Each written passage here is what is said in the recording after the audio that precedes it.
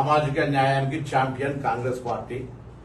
ఆ కాంగ్రెస్ పార్టీలో పుట్టి పెరిగిన వ్యక్తిగా నేను కానీ, గౌరవ మంత్రి లక్ష్మణ్ కుమార్ గారు కానీ ఎటువంటి దురుద్దేశాలు, మాకు పార్టీకి సంక్షేమం తప్ప ఇంకొకటి లేదు.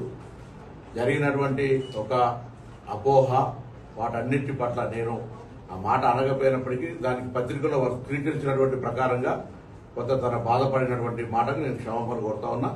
ఎక్కడ కూడా అటువంటి ఆలోచన లేదు. నాకు అటువంటి ఆ ఒరవడిలో నేను పెరగలేదు.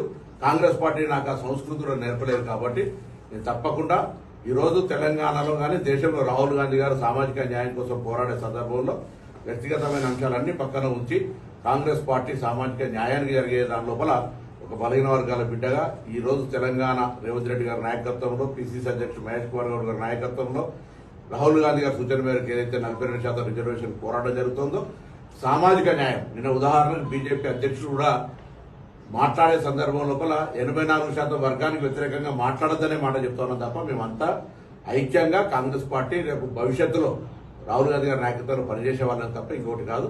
లక్ష్మణ్ కుమార్ గారు వ్యక్తిగతంగా బాధ కలిగి ఉంటే మాదిగ సమాజం కూడా మేము అంతా కలిసి పెరిగినటువంటి వాళ్ళమే కరీంనగర్ టౌన్లో. కాబట్టి అటువంటి ఎక్కడ కూడా ఆ అపోహ ఉండద్దు అనేటువంటి మాట నేను మరొకసారి ప్రత్యేకించి విజ్ఞప్తి చేస్తున్నాను.